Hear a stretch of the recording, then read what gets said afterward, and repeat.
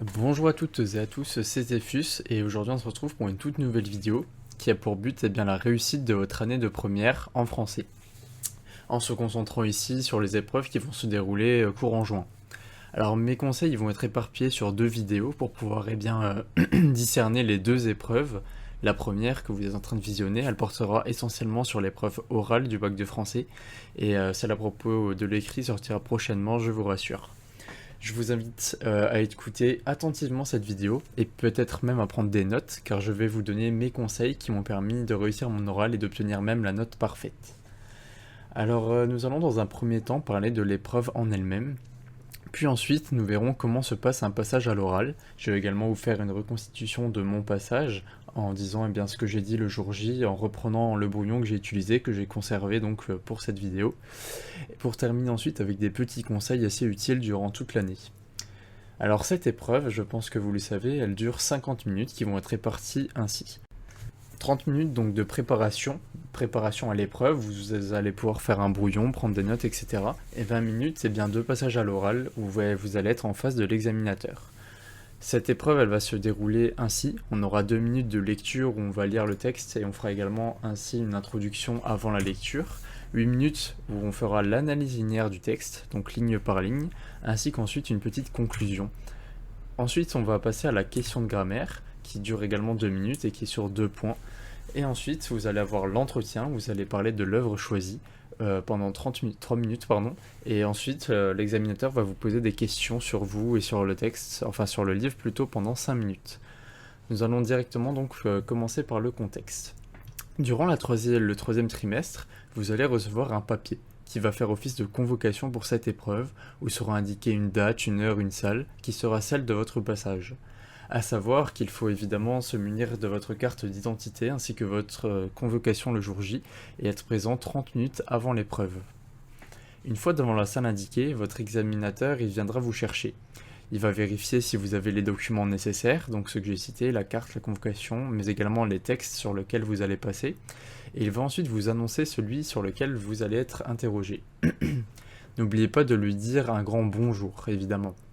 Cette année, il y en avait un minimum imposé de 16, un nombre supérieur était possible, 17, 18, et également un nombre inférieur dans des cas assez spéciaux, par exemple si le professeur a eu des problèmes de santé et n'a pas pu assurer les 16 textes obligatoires. Que vous aurez donc étudié ces textes en classe évidemment durant l'année de première. Vous devez tous les avoir sur vous le jour de l'épreuve, accompagné de préférence d'un sommaire avec une signature de l'établissement, une sorte de certificat d'authenticité de votre année de français. Je vous recommande donc de classer les textes dans l'ordre, la lecture 1, 2, 3, etc. jusqu'à 16 si vous en avez 16 dans un porte-vue, comme je l'ai fait. Je vais vous montrer donc sur l'image ici, comme vous pouvez le voir. Ils sont classés dans l'ordre, ce qui va me permettre ainsi le jour J de ne pas perdre de temps à retrouver le texte, puisqu'en effet le temps de sortir le texte de sa pochette, etc. c'est compté dans les 30 minutes de préparation. La préparation, justement, nous allons y parler tout de suite. Alors, durant ces 30 minutes, vous devez préparer votre oral, en faisant des notes notamment. Vous disposerez en général de 2 feuilles de brouillon qui vont être fournies par le lycée. Il est interdit d'en ramener de soi-même, mais on peut évidemment en demander plus si jamais vous en avez besoin. Si vous en avez besoin de 3, vous en demandez 3, besoin de 10, vous en demandez 10, vous ne faites pas de soucis là-dessus. Pour vous repérer dans le temps, de manière chronologique, je vous recommande le port d'une montre, non connectée évidemment car c'est interdit, mais le personnel qui vous surveille est dans l'obligation de vous fournir l'heure si vous le demandez. Dans la salle où vous préparez, en général, il y aura une horloge ou un projecteur avec l'heure indiquée. Dans cette salle de préparation, vous pouvez être seul, comme plusieurs, mais il y a dans tous les cas au moins une personne, il peut y en avoir plus évidemment, pour vous surveiller. Une fois arrivé dans cette salle, il va falloir être efficace, savoir que faire et en combien de temps. Donc c'est vrai que le travail à la maison, il va payer. Dans un premier temps, prenez le temps de bien lire le texte que vous devez analyser et de vérifier évidemment que c'est le bon. En délimitant directement les mouvements au crayon de papier, il en contient en général entre 2 et 4 des mouvements le texte. Ensuite, vous pouvez soit écrire votre introduction de manière rapide, sous forme de notes directement, si vous l'avez apprise par cœur, ce que je recommande, soit en construire une de toutes pièces, ce qui va vous prendre cependant plus de temps. Attention, de nombreux élèves font des introductions beaucoup trop longues. Ces dernières, elles doivent être synthétiques et contenir que quelques éléments autobiographiques, un résumé en 1 ou 2 phrases de l'œuvre ou de l'extrait, quelques informations sur le contexte, mais elle ne doit en aucun cas faire plus d'1 minute, puisque c'est du temps perdu pour le reste, et qu'il n'y a pas beaucoup de points du tout sur l'introduction. Je vais vous montrer un exemple de la mienne. Vous pouvez le voir, elle n'est pas trop longue, je l'avais apprise par cœur, j'ai donc pu tout écrire de suite. Il est cependant important que votre introduction soit claire et précise, car une bonne introduction donnera envie évidemment à votre correcteur d'écouter la suite de vos propos, c'est logique. S'ensuit l'annonce de la problématique que vous devez surtout apprendre par cœur, puisque toute l'analyse linéaire elle va reposer sur cette dernière. Une bonne problématique engendrera certainement une bonne analyse, si vous suivez évidemment ce qui est demandé. Vous allez ensuite écrire le plan des mouvements en dessous de la problématique en donnant un titre à chacun d'entre eux. Je vais vous donner une petite astuce que j'ai trouvée par moi-même pour retenir le nombre de mouvements de chacun des textes très facilement. Donc vous pouvez le faire ainsi, regardez. Admettons que vous ayez 16 textes à apprendre, voici comment j'ai retenu le nombre de mouvements de chacun de mes textes. Donc vous allez voir que là j'ai pu écrire 3, 3, 3, 3, 3, 3, 3, 2, 4, 3, 3, 4, 4, 4, 3, 3. Alors vous allez vous me demander à quoi ça correspond. Eh bien le premier 3 correspond au nombre de mouvements de la lecture linéaire 1, le deuxième à celle de la 2, etc. Par exemple le 4, 3 chiffres avant la fin, représente eh bien, le nombre de mouvements de la lecture linéaire qui est la troisième avant la fin, donc la 13. La lecture linéaire 13 comporte donc eh bien, 4 mouvements. Les titres ils peuvent être appris par cœur, mais cela n'est pas obligatoire, c'est même assez facultatif si vous pensez pouvoir les retrouver de manière exacte ou même de manière approximative. Donc dans la lecture sur laquelle je suis tombé le jour de l'épreuve, on a le texte un duel verbal. Si on utilise par exemple une confrontation entre la servante et le maître en titre, évidemment ce n'est pas la même chose, les titres sont assez différents, mais cela ne vous fera pas perdre de points puisque l'idée y est tout de même. Tout ce processus, donc introduction, plan, problématique, devra vous prendre environ 5 minutes et vous allez ensuite passer à l'analyse linéaire, c'est-à-dire à l'étude, ligne par ligne de votre texte. Vous pouvez parfois regrouper certaines lignes ensemble, mais la progression de votre analyse, elle doit absolument suivre la progression du texte. Parfois, notamment en théâtre, il est possible de regrouper certaines lignes qui sont assez espacées, par exemple une ligne 46 et 52, si jamais ces répliques eh bien, elles appartiennent au même personnage et que l'idée dans chacune de ces répliques est la même. Dans cette analyse, vous devrez repérer des figures de style, des procédés d'écriture particuliers, l'utilisation de certains registres, de style comme au théâtre par exemple, de la métrique en poésie, etc., etc., pour les mettre en lien avec les titres de vos parties et pour à la fin répondre à la problématique. Enfin, je dis à la fin, mais évidemment, il faut y répondre pendant toute l'analyse. Donc voici comment j'ai organisé au brouillon chacune de mes idées, à savoir que ici j'ai beaucoup rédigé, peut-être même un peu trop, puisque j'écris assez vite, et donc je me le suis permis, mais vous pouvez également, et il est même préférable, de le faire sous forme de notes pour gagner du temps et en efficacité. Idem, les champs lexicaux et les citations n'ont pas besoin d'être recopiés en entier, munissez-vous tout simplement d'un surligneur pour faire du repérage et faites un trait sur votre brouillon qui pourra directement se rapporter à votre texte, et ça va vous faire ainsi gagner beaucoup de temps. Donc cette étape, elle sera l'analyse linéaire, quand je dis cette étape, elle sera la plus longue de votre préparation. Il faudra écrire tout, la majorité, parce que évidemment certains professeurs détaillent trop ce qui ferait déborder la lecture au niveau du temps. Tout, ce que j'entends partout, c'est tout ce que vous avez appris en classe sur cette lecture, ce que vos professeurs vous a donc dit et vous a donné sur le texte. Vous pouvez apprendre certains procédés par cœur, mais apprendre chacune des lectures linéaires par cœur n'est pas réellement possible, ça serait beaucoup trop long et pas forcément très efficace. Il faut donc surtout s'entraîner chez soi à les refaire, c'est-à-dire à faire comme en classe et à relever chaque procédé et le commenter à la maison. Je peux vous donner ici un petit conseil, vous pouvez utiliser un générateur de nombres aléatoires, vous écrivez par exemple sur Google un générateur de nombres aléatoires, entre 1 et 16 si vous avez 16 de lecture linéaire, entre 1 et 17 si vous en avez 17, etc. et analyser la lecture qu'il vous donnera, en vous chronométrant par exemple, et en comparant à la fin votre travail avec celui fait en classe. Lors de la préparation de la lecture en classe, n'hésitez pas à participer si vos professeurs vous en donnent l'occasion. C'est ainsi que l'on s'améliore et cela réduit la charge de travail à la maison, tout en devenant meilleur. L'analyse linéaire, c'est quelque chose d'assez compliqué à décrire sans exemple et je vous ferai donc part de mon analyse ensuite, lors de la reconstitution de mon passage. L'analyse complète, elle devra durer environ 15 minutes au brouillon, ce qui va nous laisser donc encore 10 minutes pour le reste de la préparation. Sur ces 10 minutes, 5 serviront à la conclusion et à l'ouverture, dans laquelle vous résumerez les points clés de l'analyse. Je vous recommande de la rédiger en entier, à l'instar de l'introduction.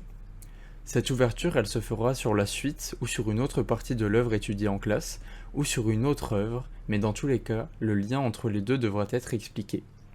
Apprendre les conclusions par cœur est très recommandé car cela permet de gagner du temps pour la question de grammaire.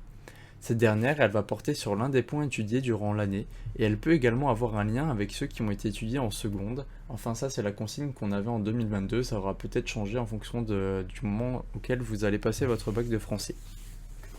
Si vous avez travaillé chacun des points de cette année, que vous les avez compris, eh bien vous réussirez forcément cette question.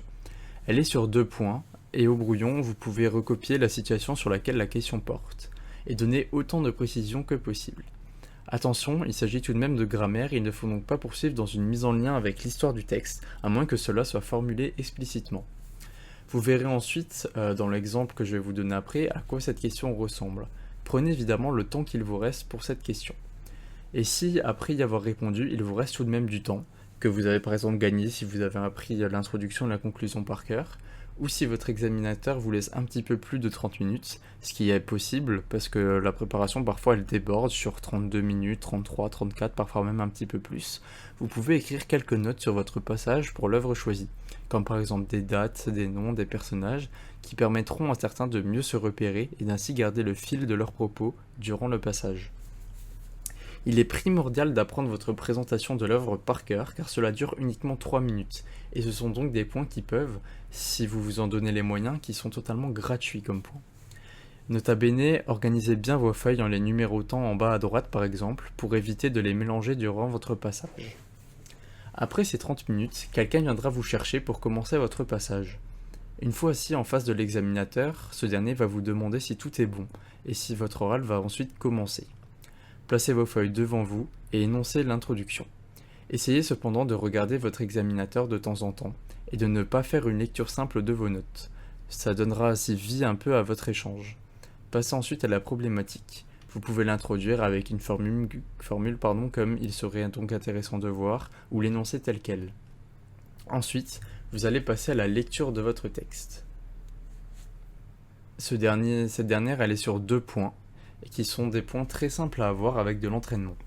Lisez le texte chez vous, enregistrez-vous, participez en classe, demandez à quelqu'un de le lire devant lui et faites très attention. Marquez les pauses, mettez de l'intonation dans un discours ou dans une pièce de théâtre, faites attention à la métrique en poésie, aux césures, aux diérèses, aux muets, etc. Si le texte est long, votre examinateur il vous coupera au bout d'un certain temps avec une phrase du type « merci », vous pouvez passer à la suite. S'il ne vous coupe pas et ne vous dit rien, ce qui arrive en général, annoncez vous-même que vous allez faire ce que vous allez faire. Vous dites je vais désormais passer à l'annonce du plan. Cette annonce peut se faire ainsi. J'ai décidé de scinder ce texte en X mouvements, le premier de la ligne temps à temps, que j'intitulerai ta ta ta. Attention, le terme second, est seulement utilisable s'il n'y a pas de troisième, sinon on préférera deuxième. On peut prendre l'exemple de la guerre mondiale. C'est la Seconde Guerre mondiale car il n'y en a pas de troisième. Attention, ne parlez pas de partie, ce terme ne plaît pas vraiment au correcteur et privilégiez donc le mot mouvement. Alors cette partie de l'exposé durera environ 2 minutes et la lecture sera notée donc sur 2 points comme je l'ai dit. Une fois l'annonce du plan effectuée, vous pouvez commencer l'analyse linéaire, c'est-à-dire ligne par ligne du texte. Essayez de varier les mots et de ne pas toujours dire à la ligne temps, nous pouvons voir cela. Vous pouvez utiliser d'autres formules. Regardez votre examinateur de temps en temps, comme je l'ai dit, pour donner un peu d'entrain à votre exposé. Si jamais vous hésitez, faites une pause de quelques secondes. Cela reste préférable que de dire quelque chose de faux. Une fois l'analyse finie, dites votre conclusion et proposez une ouverture en l'expliquant brièvement. Cette partie, elle va être sur 8 points et elle doit donc durer environ 8 minutes. Doit s'en suivre la question de grammaire. L'examinateur peut vous dire de passer à la question, mais un oral l'oral qui est attendu de manière idéale est autonome. Vous pouvez donc dire de vous-même « Je vais maintenant passer à la question de grammaire », ce qui va plaire à l'examinateur. Cette partie elle est censée durer environ 2 minutes puisque la question est sur 2 points, mais il est parfois difficile de tenir aussi longtemps sur une phrase courte à analyser. Commencez donc par lire la citation et développez ensuite vos propos. Utilisez du vocabulaire précis et littéraire qui va faire plaisir à votre examinateur et montrer que vous avez bien compris la question et donc la grammaire de cette année par la même occasion. Pas d'inquiétude, si jamais vous tenez environ 1 minute au lieu de 2, vous pouvez tout de même obtenir tous les points. Il vaut mieux finir plus vite et de le faire bien que de répéter la même chose en boucle ou de dire quelque chose de faux. À partir de maintenant, la moitié de votre oral est passée. Cela fait normalement 10 minutes si vous avez respecté le temps indiqué. Va s'en suivre la partie qui est selon moi la plus simple puisque vous pouvez la préparer à la maison dans son entièreté. Elle va se dérouler donc en 2 parties. La présentation de l'œuvre sur 3 points qui va donc durer 3 minutes. Certains examinateurs acceptent jusqu'à 4 minutes mais il ne faut pas en abuser. Dans laquelle vous allez introduire et présenter l'ouvrage, ce qui va durer environ 1 minute au maximum, dire pourquoi vous l'avez choisi, et j'insiste bien sur le vous, ce qu'il traite, par exemple, ses valeurs, ce que vous avez aimé, et c'est donc, comme je l'ai dit, un choix personnel. Pour finir ensuite sur une petite conclusion, cet ensemble durera 2 minutes. Attention, votre examinateur connaît certainement cette œuvre, il est donc impératif de l'avoir lue évidemment, sinon cela se remarquera. Et revenir sur certains points de votre exposé. Il peut vous demander si vous avez lu d'autres romans ou visionné un film en lien avec l'œuvre. Si oui, alors il pourra vous poser des questions simples dessus, presque essentiellement sur votre perception personnelle. Sinon, ne dites pas que vous avez vu un film en lien avec l'œuvre si ce n'est pas le cas, car cela, il pourrait le remarquer. Les questions qui vont vous être posées sont en général plus centrées sur vous, sur votre ressenti, que sur l'histoire en elle-même. Une réponse toute prête ne sera pas forcément attendue, au contraire. Le but est d'échanger avec vous sur votre opinion. Idem, il est possible qu'il vous demande votre avis sur certains passages. Vous n'êtes pas obligé d'avoir aimé tout le livre, et votre avis peut être une critique, tant que cela reste respectueux de l'auteur, et que vous vous appuyez sur des arguments. Ici, j'ai trouvé quelque chose de très intéressant.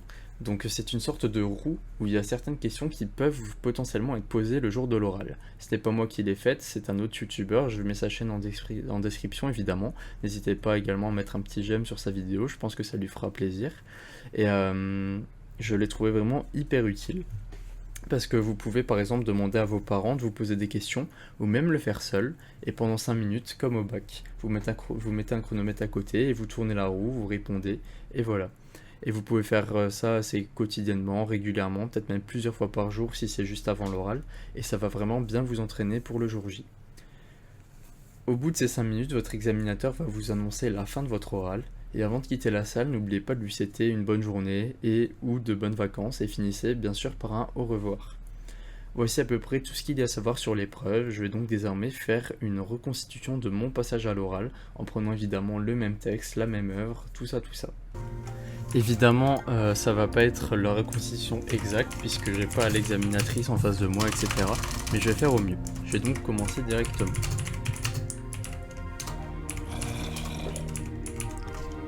Situé à la scène 5 de l'acte 1, ce passage introduit la tonalité comique dans une situation qui pourrait relever du tragique, celle du mariage arrangé. Molière s'inspire ici de la technique des comédiens italiens, qui consiste à reprendre une séquence de dialogue déjà conçue, en reprenant ici presque mot pour mot tout un échange tiré du dialogue entre Scapin et Argante dans les fourberies de Scapin. Il met ici en scène Toinette, une servante malicieuse, qui s'oppose à Argan, le maître de maison. Une discussion houleuse au sujet du futur mariage d'Angélique, fille d'Argan, se termine en véritable scène de farce. Il serait donc intéressant de voir quelle relation maître-valet cette scène met-elle au jour. Je vais donc passer tout de suite à la lecture de l'extrait. Toinette, elle ne le fera pas, vous dis-je. Argan, elle le fera, ou je la mettrai dans un couvent. Toinette, vous? Argan, moi. Toinette, bon. Comment? Bon. Vous ne la mettrez point dans un couvent. Je ne la mettrai point dans un couvent? Non. Non? Non. Ouais. Voici qui est plaisant. Je ne mettrai pas ma fille dans un couvent? Si je veux. Non, vous dis-je. Qui m'en empêchera? Vous-même. Moi? Oui. Vous n'aurez pas ce cœur-là. Je l'aurai. Vous vous moquez. Je ne me moque point. La tendresse paternelle vous prendra. Elle ne me prendra point. Une petite larme ou deux, des bras jetés au cou. Un « mon petit papa mignon » prononcé tendrement, sera assez pour vous toucher. Tout cela ne fera rien. Oui, oui. Vous pouvez arrêter. Merci. Alors je vais donc passer directement à l'annonce du plan. J'ai décidé de scinder ce texte en 3 mouvements. Le premier de la ligne 1 à 16 que j'intitulerai un duel verbal. Le deuxième de ligne 17 à 31 qui est une tentative de persuasion. Et enfin, le troisième et dernier mouvement, de la ligne 32 jusqu'à la fin, que j'intitulerai la victoire de Toinette. Je vais passer directement à l'analyse linéaire de cet extrait. À la ligne 1, nous avons une réplique de Toinette à la forme négative. On a Dige, où ici Toinette elle infirme sa position, et elle semble s'opposer ainsi à Argan. On retrouve directement une triple énonciation, puisque ici on s'adresse à Toinette, au spectateur ainsi angélique de la part d'Argan. À la ligne 2, on retrouve des termes pivots. Argan y reprend mot pour mot les propos de Toinette. Dans les lignes 3 et 4, on a des stichométies qui vont accélérer l'échange et créer par la même occasion un effet de dispute entre les différents personnages, qui sont donc Toinette et Argan. À la ligne 5, Toinette elle feint d'accepter qu'elle a perdu et ce que dit Argan, pour voir sa réaction et aviser en fonction de ce que ce dernier va dire. Cependant, la ligne 6, il va encore une fois reprendre l'adjectif sous forme de question. Ceci illustre l'incapacité du Barbon d'étoffer ses propos. Dans la ligne 7, Toinette elle atteste son autorité ferme. Dans la ligne suivante, on a des termes pivots, et à nouveau, Argan est incapable de trouver des arguments. Il reprend uniquement ceux de Toinette. Dans les lignes 9, 10 et 11, on retrouve un rythme ternaire, puisqu'on a en effet la répétition de l'adverbe non 3 fois. C'est encore une fois une sycométie, donc une dispute, et ça nous montre également l'effacement des barrières sociales, puisqu'ici le langage est le même entre le servante et le maître, ce qui n'est pas normal. À la ligne 12, on retrouve une interjection qui illustre l'énervement et l'agacement d'Argan.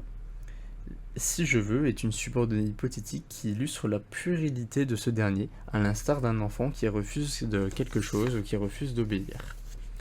La ligne 13 nous illustre encore une fois l'autorité ferme de Toinette, et Argan, dans la ligne suivante, s'oppose encore une fois à cette dernière. Dans les lignes 15 et 16, nous avons un discours qui va perturber Argan, et vous-même suscite l'incompréhension du bourgeois. Nous allons donc pouvoir passer au deuxième mouvement. À la ligne 17, l'adverbe oui ainsi que cœur entame une tentative de persuasion de la part de Toinette en jouant sur les sentiments d'Argan, qui est donc évidemment le principe de cette stratégie. À la ligne 18, ce dernier répond simplement, ce qui nous montre encore une fois son incapacité à étoffer ses propos, il reste dans son domaine de confort. Dans les lignes 19 et 20, à nouveau, Argan reprend la même structure que Toinette. Et à la ligne 21, Toinette, elle avance dans sa méthode avec un groupe nominal, tendresse paternelle, qui est donc un vocabulaire très affectif, qui va toucher normalement Argan. Ce dernier rétorque sans changer de stratégie. À la ligne 23, nous pouvons apercevoir une petite peinture d'une petite scénette avec des paroles rapportées. Alors, ces paroles rapportées, je peux vous les lire tout de suite. On a « Mon petit papa est mignon ». Donc le but est de toucher Argan, et ici on voit la volonté de l'attendrir. Mais à la ligne 25, on se rend compte que ce stratagème n'a pas fonctionné, et on a également du comique de caractère ici, car on peut voir que ce qui rend vraiment Argan heureux, c'est la volonté de dominer. Cette volonté est même supérieure à l'amour qu'il porte pour ses enfants. À la ligne 26, on a une gradation dans l'insolence de la part de Toinette qui va crescendo. À la ligne 27, Argan maintient sa position. Dans la ligne suivante, bagatelle est un substantif très familier. On a encore une fois ici une gradation dans l'insolence de la part de Toinette. Et ce à quoi Argan va rétorquer et va corriger Toinette et reprend ce mot. Ici, on n'a plus de différence dans la position sociale. La servante est l'égale du maître. À la ligne 30, Toinette va répondre par une flagornerie, c'est-à-dire une flatterie par hypocrisie, c'est donc pas sincère, ainsi qu'une interjection « mon Dieu », en flattant son âge. À la ligne 33, la didascalie interne induit un comique de caractère, et on voit également ici des arguments absurdes et ridicules. Par exemple, quand je veux, crée une certaine infantilisation du personnage d'Argan. Nous allons pouvoir passer au troisième et dernier mouvement de ce texte. À la ligne 32, Toinette elle va ramener le débat sur la rationalité et évoque également la maladie du Barbon. À la ligne 33, on retrouve le verbe commande ainsi que je dis, qui illustre l'agacement d'Argan, et ici c'est un argument d'autorité. Et à la ligne 34, on a la réponse de Toinette avec une mise en emphase, et moi, ainsi qu'un verbe, le verbe défend, qui s'oppose radicalement à l'autorité ferme d'Argan avec son verbe commande. Elle se montre ici la seule réellement soucieuse du bonheur d'Angélique, puisqu'Argan ne semble pas réellement s'en inquiéter, comme nous pouvons le voir. À la ligne 35, Argan tente de faire valoir sa position, et donc forcément la différence de position sociale. Or, comme on l'a vu, elle n'existe plus réellement au sein de ce débat. Et on a également des injures comiques qui vont induire un comique de caractère. Et de mots. À ligne 37, Toinette affirme le rôle de sa personne, que c'est la seule à se soucier d'Angélique. Et ligne 39, on a des didascalies internes ainsi que des insultes qui viennent réduire les tensions du débat et qui introduisent également la farce. À ligne 40, on peut retrouver le lexique du devoir, qui est utilisé évidemment, c'est une réplique de Toinette, et ça nous montre qu'elle se montre raisonnée. Dans la ligne 42, on retrouve le substantif bâton, qui renforce l'idée de farce, et ici on peut s'apercevoir que la violence dépasse l'argumentation. Dans la ligne 45, Toinette elle va continuer de s'échapper, et les didascalies vont renforcer le comique. Et dans les lignes 47, 49 et 51, on a différentes injures d'Argan à Toinette qui, encore une fois, renforcent le comique et la farce.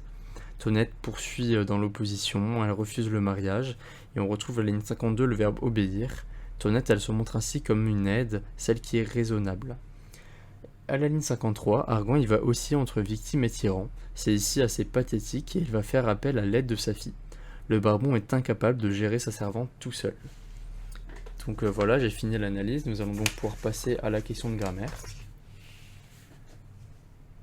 Je n'ai plus l'énoncé exact, je tiens à le préciser, mais je vais faire du mieux pour le retrouver. Alors voici la question. Analysez la réplique de Toinette à la ligne 48. Non, je ne consentirai jamais à ce mariage. Alors voici ce que j'ai dit. Alors il fallait donc analyser cette réplique. Non, je ne consentirai jamais à ce mariage. Cette dernière contient évidemment une négation, alors qui est syntaxique, puisqu'on retrouve le nœud discordantiel, nœud. La portée de cette négation est donc partielle, puisqu'elle ne porte que sur une partie de la phrase et de la proposition, sur le mariage en l'occurrence. Et on retrouve également le forclusif jamais, qui renforce cette idée que cette négation va persister dans le temps, qu'elle n'y consent pas maintenant et qu'il n'y consentira donc jamais. Ce non est un adverbe de négation, donc c'est encore une fois une négation qui est ici lexicale et qui donne directement une tournure négative à la phrase. On a donc ici plusieurs négations, une négation qui est plutôt syntaxique avec le nœud et une qui est évidemment plus lexicale avec non qui est un adverbe de négation. Je vais donc pouvoir passer à la présentation de mon œuvre. Ne tirez pas sur l'oiseau moqueur est l'œuvre d'Harper Lee, une écrivaine américaine. Il s'agit de son premier livre qu'elle publie en 1960.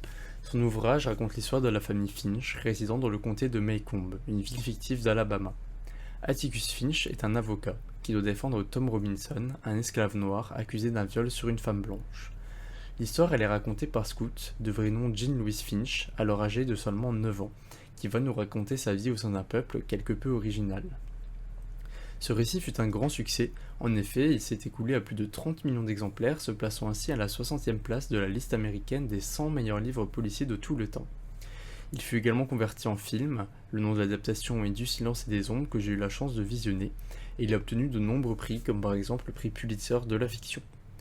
J'ai choisi ce livre car je trouve la narration très originale, en effet ce roman est écrit à travers le point de vue d'une petite fille de 9 ans, ce qui le rend simple à comprendre malgré son histoire très complexe.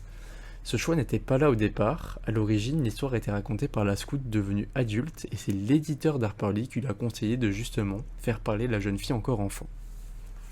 Après un travail de réécriture de plus de 2 ans, le roman final était enfin achevé, et cela valut le coup car c'est ce qui fait selon moi tout le charme de l'œuvre. La version originale elle a tout de même été publiée en 2015 et elle porte le titre de Va et poste une sentinelle. Dans cet ouvrage, la narratrice vit à New York et elle retourne voir son père 20 ans après les événements. De plus, l'histoire est passionnante et elle nous parle de 3 sujets d'actualité. Premièrement, Boo Radley est un personnage marginal, exclu de Maycomb et très mystérieux car personne ne le voit jamais. Il est victime de nombreux stéréotypes et les lecteurs l'imaginent également comme un monstre, alors que ce dernier va sauver la vie de la narratrice et de son frère Jem à la fin de l'histoire. Ensuite, la question des injustices faites subies aux personnes de couleur est également très importante. Harper Lee dénonce ici le racisme et la discrimination grâce à Atticus, défendant son sujet qui est innocent. Cependant, ce dernier va être abattu lorsqu'il tentera de s'échapper de prison après avoir perdu le procès. Ce meurtre permet de dénoncer l'état d'esprit de la société vivant en Alabama, qui était un état esclavagiste à cette époque. Enfin, le harcèlement est également un sujet très présent dans le livre. Les camarades de classe de Scout et de son frère Jem, et même certains adultes de la ville, les insultent, eux et leur père, d'amis des Noirs. C'est une situation assez pesante sur eux que les jeunes vont devoir apprendre à gérer. Jem saura réagir, mais Scout, elle, encore très jeune, va dans un premier temps lutter avec la violence, mais par la suite, elle va réussir à prendre sur elle-même. Je trouve particulièrement passionnant comment l'autrice arrive à nous faire voir l'évolution mentale de Scout et de Jem.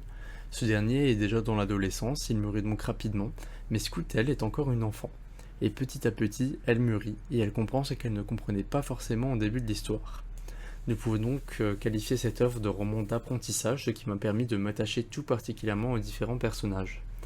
En définitive, j'ai choisi ce livre pour son originalité, ainsi que pour les sujets qu'il traite, qui même s'ils sont moins importants actuellement qu'à l'époque, il reste un problème social actuel. Je vais donc maintenant vous donner des exemples de questions auxquelles on pourrait répondre, mais je ne vais pas faire 5 minutes de questions sans m'arrêter évidemment. Vous pouvez le faire et vous verrez, ça se fait naturellement. Alors voici les différentes questions qu'on pourrait poser, j'en ai choisi que quelques-unes. Quel est ton personnage préféré ? Alors j'ai personnellement apprécié tous les personnages du livre, mais deux s'en distinguent tout de même. Alors premièrement on a celui de Scout qui est la narratrice, puisque l'histoire elle suit son point de vue, elle se démarque des autres de par son caractère, c'est une fille qui se comporte un peu comme un garçon, qui est donc très curieuse, etc. Ainsi que son courage, puisqu'elle n'hésitera pas à tenir tête à différents adultes, comme par exemple sa maîtresse qui à l'école l'interdit de lire à la maison, ou encore tout un groupe qui rentre en conflit avec son père dans le but de de tuer Tom Robinson, pardon. J'ai également beaucoup aimé le personnage d'Atticus, donc le père, qui est assez mystérieux. On peut le voir par exemple avec l'épisode dans lequel il va abattre un chien qui a la rage. Le shérif dit que c'est un ancien tireur d'élite, et on n'a pas plus de précision, ce qui le rend assez rempli de mystère, et très réfléchi et intelligent. On a cette situation dans le livre, il peut faire ce qu'il veut à qui il veut. Ce qui induit donc beaucoup de charisme envers ce personnage, il sait prendre sur lui et il accepte également la vie sans se révolter. Il s'agit d'un homme simple et raisonné et j'ai beaucoup donc aimé cet état d'esprit. Y a-t-il des éléments autobiographiques dans ce texte ? Alors oui, j'en ai remarqué plusieurs. Premièrement, le père de la narratrice, le père d'Harper Lee, était également un avocat qui a défendu deux noirs accusés d'un meurtre. La mère de l'auteur souffrait d'une maladie qui la rendait absente, qui est donc le même ressenti que Scout dans le livre, puisque sa mère à Scout est morte. Elle avait aussi un frère qui avait 4 ans de plus qu'elle, comme Scout qui avait Jem, qui a 13 ans lorsqu'elle en a 9, comme Calpurnia, qui est, on va dire, la bonne, peut-être même un peu l'esclave de la maison, qui est donc la servante, on va dire. Et, elle possédait également une gouvernante de couleur de peau noire qui venait s'occuper de la famille Lee tous les jours. Le personnage de Dill, qui est donc un ami de Scout, est inspiré d'un ami d'enfance d'Harper Lee. Et enfin, elle vivait également en Alabama. Pensez-vous que la narratrice écrira d'autres romans ? Alors personnellement, je pense que non, puisque elle a uniquement publié Va-et-Poste une sentinelle après ce roman, et elle écrivait une sorte de suite, et on n'a plus une nouvelle. Et pendant une interview, elle a déclaré ceci : « Je n'ai jamais eu autant la trouille que maintenant ». Elle semble donc refuser désormais les interviews et s'est retirée. Ce que je comprends totalement puisqu'elle a eu un succès qui n'était pas forcément prévu. Et lorsque la popularité et la célébrité arrivent aussi rapidement, c'est assez compliqué puisqu'il faut quand même se préparer, notamment mentalement, pour pouvoir subir tout ça. Est-ce que cette lecture vous a changé ? Alors personnellement oui, puisque c'est ce qui m'a donné envie de me donner à fond dans le français. Avant ça, comme beaucoup de personnes, j'aimais pas trop la matière, mais ce livre, je l'ai lu extrêmement rapidement, alors que d'habitude je prenais beaucoup de temps à lire un livre. Je l'ai lu en 2-3 jours, en lisant énormément, et je m'intéressais que très peu au français, et depuis je m'y intéresse. Mes notes se sont grandement améliorées, j'ai gagné plus de 3 points en français sur ma moyenne. C'est également grâce à ce livre que j'ai lancé cette chaîne YouTube. C'est assez drôle, mais c'est réel. Pour justement faire part de cette, on va pas dire passion, mais du fait que cette matière elle est très intéressante puisque beaucoup la délaissent et c'est même, on va dire, un calvaire cette matière pour certaines personnes. Ils la trouvent inintéressante, mais je trouve que lorsqu'on s'y intéresse justement, c'est là qu'on découvre le plein potentiel de cette matière. Donc évidemment qu'elle m'a changé puisque depuis ce livre, depuis cette lecture, j'ai aimé cette matière, je l'ai aimé, je m'y suis intéressé, j'ai lu beaucoup plus. Depuis, je commence à lire régulièrement pour mon plaisir personnel. Et même mes notes se sont améliorées, comme je l'ai dit, je travaille avec plus de plaisir. Et je vous fais part de cette passion, on va dire, même si je la qualifie pas réellement de passion, c'est juste quelque chose que j'aime bien, mais voilà.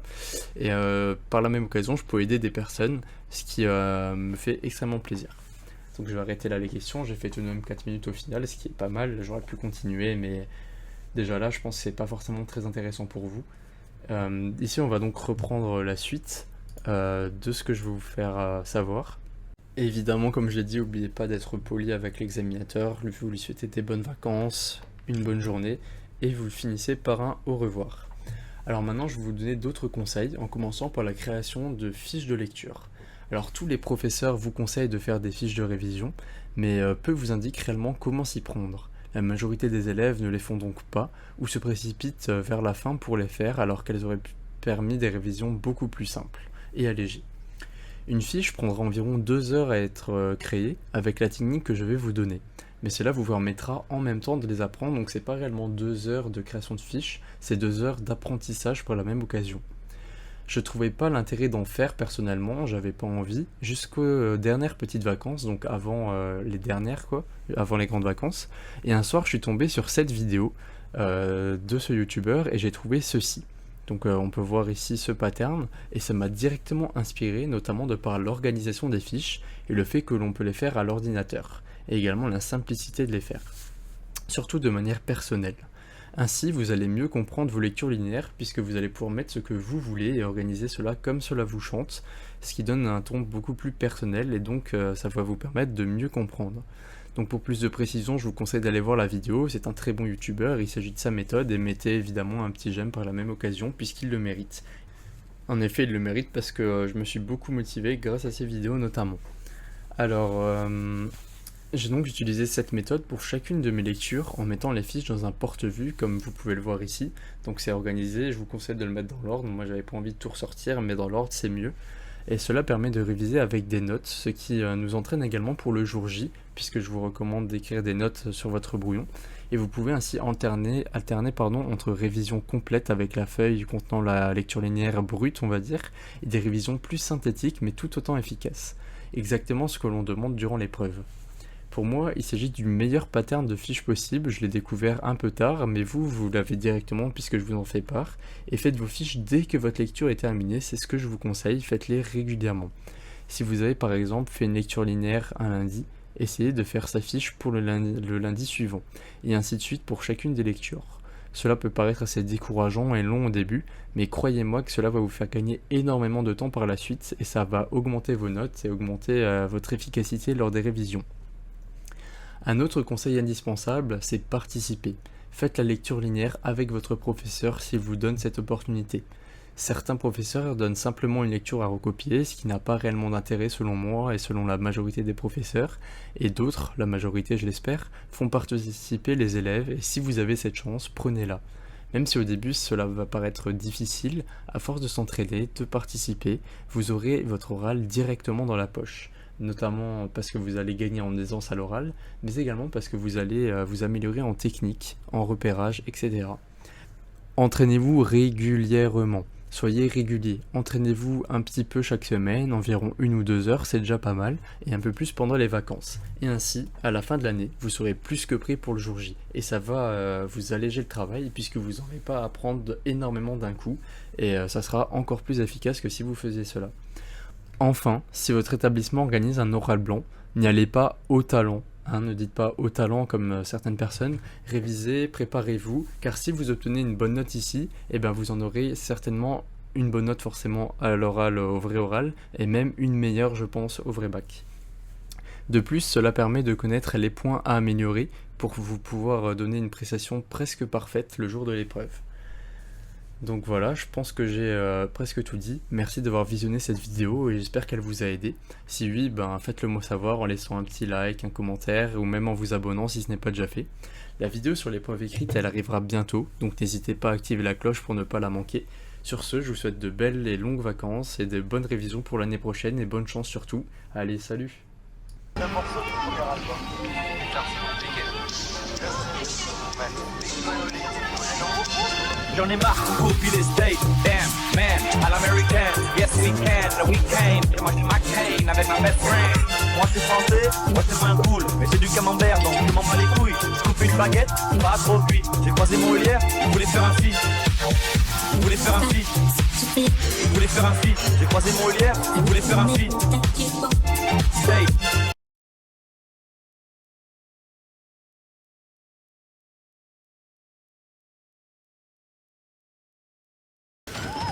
Killing spree.